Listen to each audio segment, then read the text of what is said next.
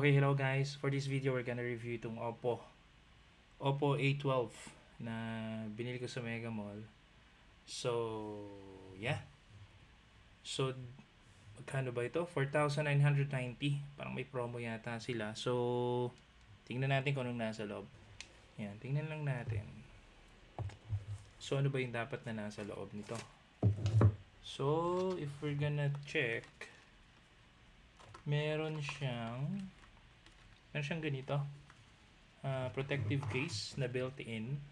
Tapos meron din siyang kasama na yung pantanggal ito ng SIM card eh. So SIM card pin. Ayan. Ito siya. Then what else? Let's see what's inside.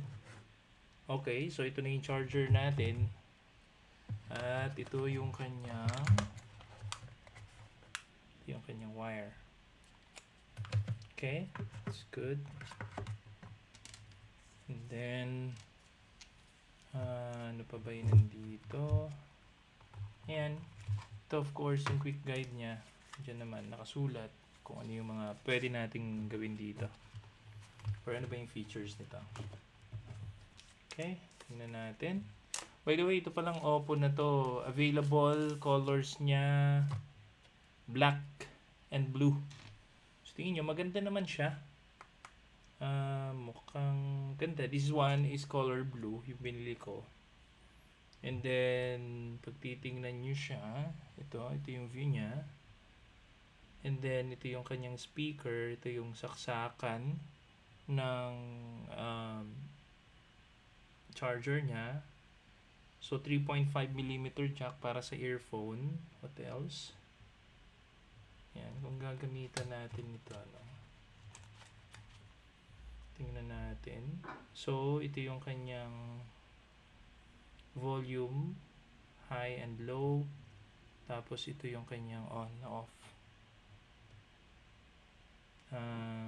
Tingnan natin kung ano yung kanyang sa SIM card. So, for SIM card, let's see. Okay. So, for SIM card, actually, ito, nano SIM yung pwede sa kanya. Yung maliliit, ayan ako makikita nyo. Ayan, for nano SIM.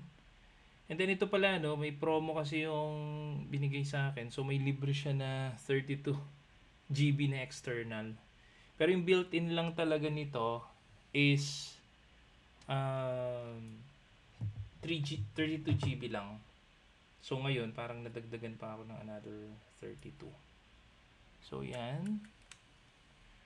And then, dito sa likod, may sensor siya. Ito, kung nakikita nyo. May sensor siya. Actually, mas gusto ko to kaysa yung dito sa harap. Yung dito kasi sa harap, mahirap siya eh. Minsan, hindi siya responsive.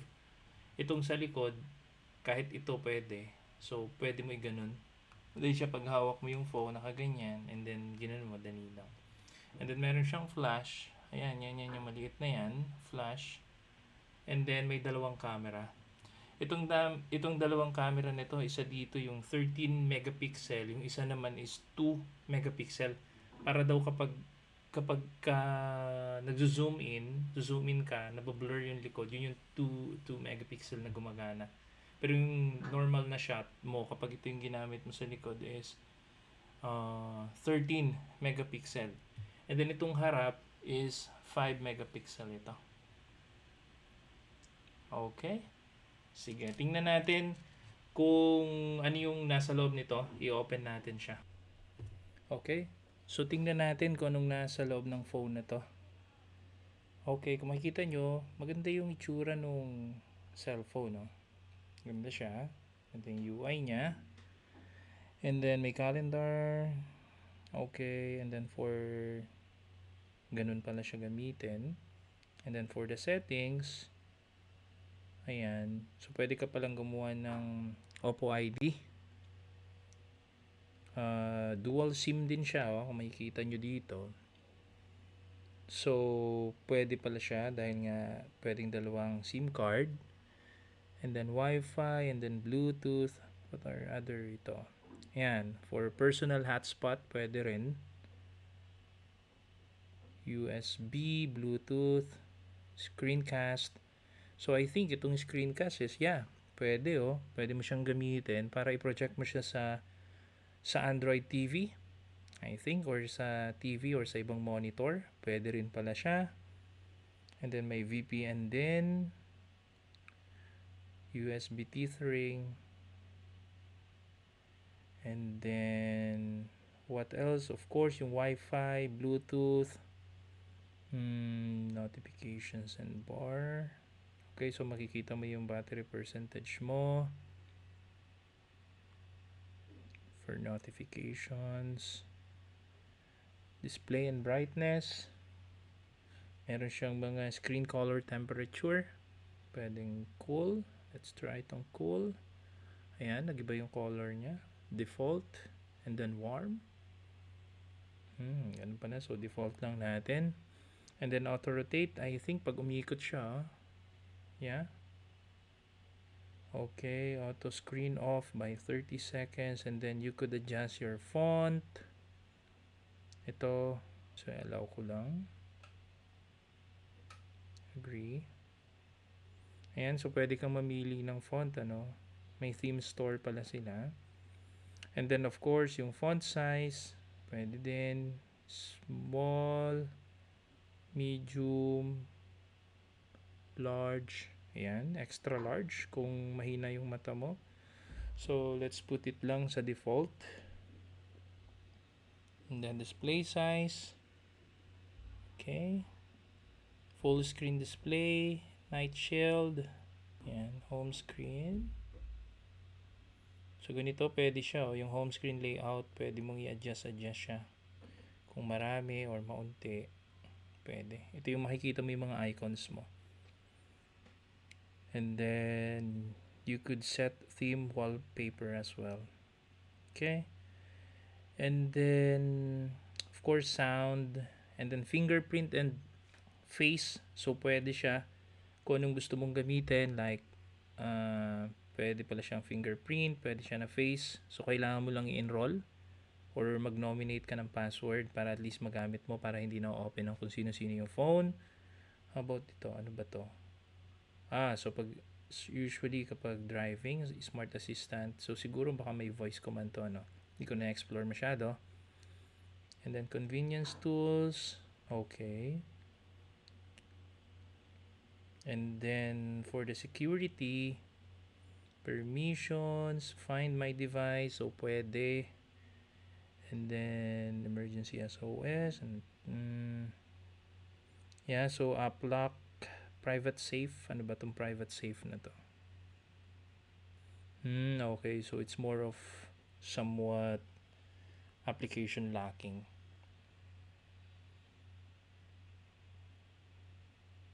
Okay, so may mga ganito siyang feature pala. Then, for the battery, ayan, power saver options, meron din siya. And then, mapapakita rin niya kung ano yung current percentage. May parental controls. Yan, meron din siya. So, masaset siya. Language and religion. And region. So, you can set it here as well. And then, for additional settings, let's see. So, sa storage, capacity niya is 32, yung internal niya. And then, used, available, ayan. So, very normal. Okay. And then, search. OTG connection. Ayan, pwede rin pala. Meaning kung may gusto kayong mga i-play dito na galing sa USB, na mga content like video or anything maybe, you could use that as parang source ng data. So, OTG. And then for the about phone, tingnan natin. So, this is Oppo A12 as you can see. Ayan yung model niya. Android version is 9. Medyo hindi siya ganun ka-latest kasi latest yata is 11 or 12. And then, processor is octa-core. RAM, 3GB. Okay na siya sa phone. Again, 4,990 pesos lang to eh. Then, device storage. Status, accounts and sync.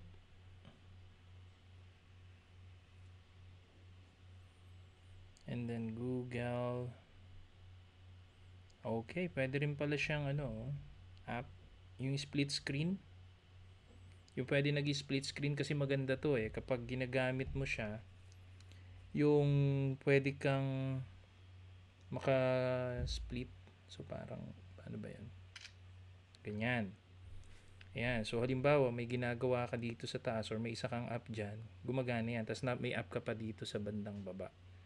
So, ganun yun. Ayan. And then, what else? Split screen. Yeah, I think okay na yan. Yun. So, yun na pala yung lahat, yung sa laman niya. And then, basically, ganito lang naman siya. Simpleng phone lang siya. So, yeah. I hope nakapagbigay sa inyo yun ng counting idea, no? Additional pala, yung parang pwede yata itong gamitin for for yung mga VR. Kasi meron siyang gyroscope na feature. So, you could try check on that para at least magamit nyo sa mga VR, yung mga hilig mag-VR or virtual reality.